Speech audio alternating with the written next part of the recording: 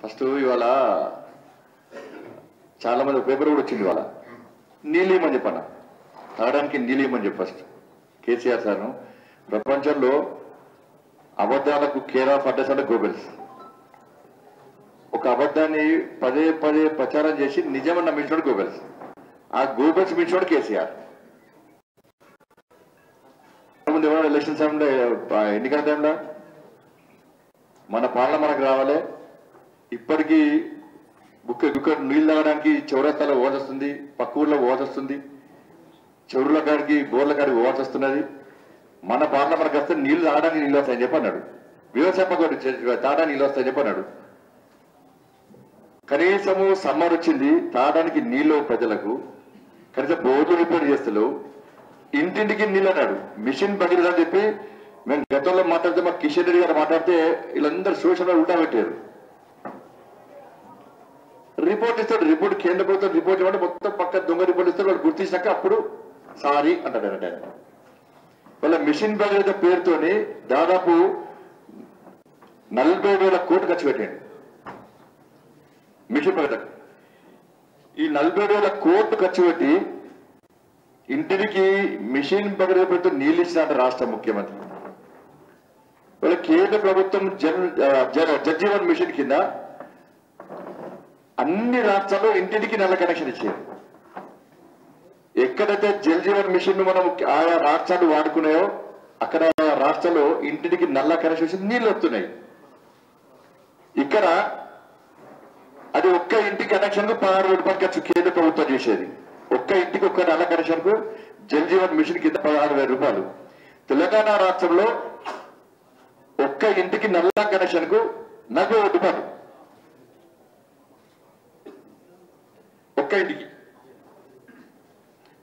Machine Bhagiratha పేరుతో ఇంత పెద్ద స్థాయి చూడండి ఇప్పుడు నీళ్ళు వస్తున్నాయంటే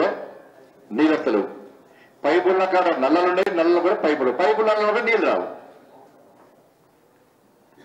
ఇప్పటికీ నీళ్ళ కోసం చచ్చిపోతున్న జనం అంటే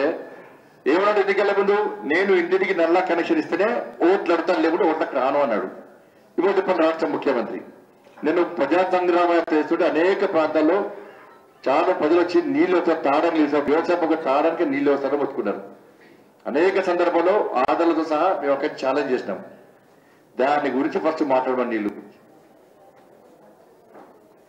టీఎస్పీఎస్ ఇది ఇంతవరకు తరుణ్ జీ వారు చెప్పినట్టు టీఎస్పీఎస్ ఇది 30 లక్షల మంది యువత భవిష్యత్తు సంబంధించింది ఇంతవరకు రాష్ట్ర ముఖ్యమంత్రి ఎందుకు స్పందిస్తలేడు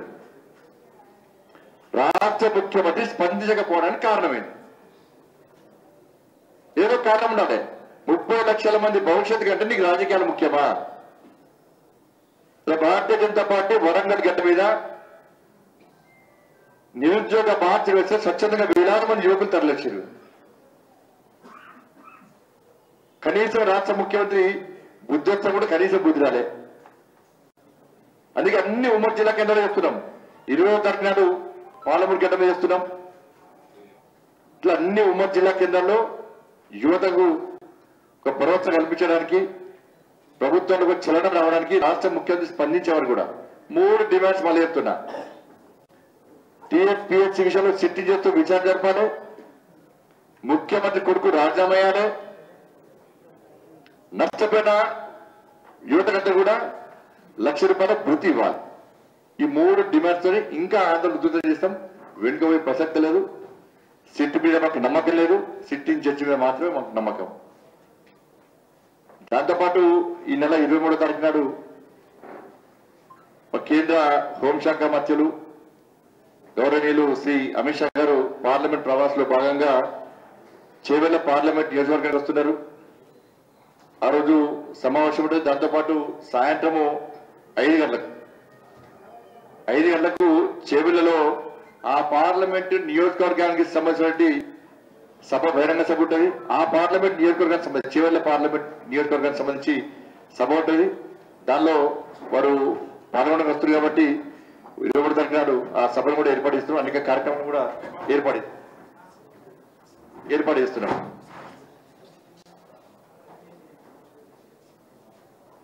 అదేవిధంగా ఇప్పటివరకు బాన్స్వాడ నియోజకవర్గంలో అక్కడ కష్టపడి పనిచేస్తున్న మా మల్లారెడ్డి గారి యొక్క ఆధ్వర్యంలో మా నేతృత్వంలో మా జిల్లా అధ్యక్షులు శ్రీ బసవ లక్ష్మీనరసింహ గారి యొక్క ఆధ్వర్యంలో ఈరోజు భారతీయ జనతా పార్టీలో చేరినటువంటి కార్యకర్తలకు నాయకులందరూ ఇతర పార్టీ కార్యకర్తలకు నాయకులందరూ కూడా హృదయపూర్వక స్వాగతం పలుతూ తెలంగాణ రాష్ట్రంలో ఏ విధంగా కుటుంబ పాలన కొనసాగుతుందో బాన్స్వాలలు కూడా అదే కుటుంబ పాలన. రాజ్యాంగబద్ధమైన హోదాలో ఉన్నటువంటి వ్యక్తి రాజ్యాంగానికి ఆ దానికి తూట్లు వచ్చే విధంగా ఆయన కుటుంబం అక్కడ రాజ్యం వెళ్తున్న విషయము తెలంగాణ రాష్ట్ర ప్రజలనే తెలుసు. అధికారిక కార్యక్రమాల్లో కుటుంబ సభ్యులే పాల్గొంటారు, రాజ్యాంగం తూట్లు పడతారు. ప్రారంభోత్సవాలు చేసే అధికారం లేకుండా కూడా ప్రారంభోత్సవాలు చేస్తారు. అధికారిక కార్యక్రమమైన అనధికారిక కార్యక్రమమైన పైసలు వచ్చేదల్లా వాళ్ళకి అన్నింటికి వాటా కావాలి, కమిషన్ల దందా. గతంలో స్టేషనరీ కుంభకోణంలో అడ్డంగా దొరికి క్యాబినెట్ నుంచి భర్త పోయిన వ్యక్తికి ఇటువంటి ఇస్తే కట్టుకుంటే పరిస్థితి.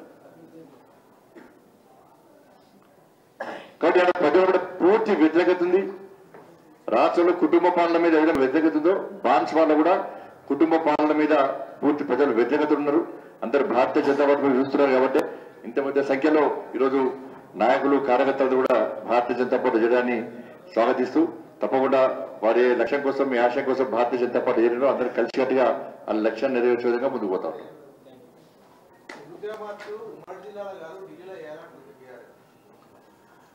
టీఆర్ఎస్ ఏం పనిపించే వాళ్ళ ముఖ్యమంత్రి మాట్లాడమని చెప్పారు. ఫస్ట్ రోజ్గార్ మేళా పేరుతోని నేను మళ్ళీ చెప్తున్నా, రోజ్గార్ మేళా పేరుతోని కేంద్ర ప్రభుత్వం నరేంద్ర మోడీ గారి ప్రభుత్వం సంవత్సరంలో కూడా 10 లక్షల ఉద్యోగాలు ఇస్తాం. ఇప్పుడు దాదాపు 2,75,2 లక్షల వరకు ఉద్యోగాలు ఇచ్చాం. మేము కేంద్ర ప్రభుత్వం ఉద్యోగాలు ఇచ్చాం, దిట్టుబడి ఆర్డర్స్ ఇచ్చినాం, మేము అపార్ట్మెంట్ ఆర్డర్స్ ఇచ్చాం, తెలంగాణలో కూడా ఇచ్చాం. సభ ఏర్పాటు చేసి కేంద్ర ప్రభుత్వం నిర్వహించిన ఎగ్జామ్ దగ్గర స్కామ్ జరిగేది, నియామకంలో స్కామ్ జరిగేది, రిక్రూట్మెంట్ లో స్కామ్ జరిగేది. కానీ తెలంగాణలో మాత్రం అన్ని స్కామ్సే. నోటిఫికేషన్లో ఇస్తే స్కామే, ఫస్ట్ ఎగ్జామ్స్ నిర్వహిస్తే స్కామే, నోటిఫికేషన్లలో స్కామే, ఉద్యోగాలు ఇవ్వడంలో స్కామే, మొత్తం స్కామ్లే. మరి దాని మీద కొంచెం సమాధానం చెప్పాలి. ఇంటికో ఉద్యోగం ఇస్తాడు, ఏమైంది అడగాలి, పోయి కేసీఆర్ అడగాలి. ఇంటికో ఉద్యోగం ఇస్తాడు, నిరుద్యోగం గుర్తిస్తాడు అడగాలి. టీఎస్పీఎస్సీ స్కామ్ జరిగిందా జరగలేదా, ముఖ్యమంత్రి ఎందుకు స్పందిస్తలేడు? ఇలా భారతీయ జనతా పార్టీ చేపట్టే కార్యక్రమానికి నిరుద్యోగ మార్చుకు వేలాది మంది యువత ఎందుకు తరలి వస్తున్నారు? ఇలా దాని మీద టీఆర్ఎస్ పార్టీ ఏడు ధర నచ్చదో ఆలోచించుకోవాలి.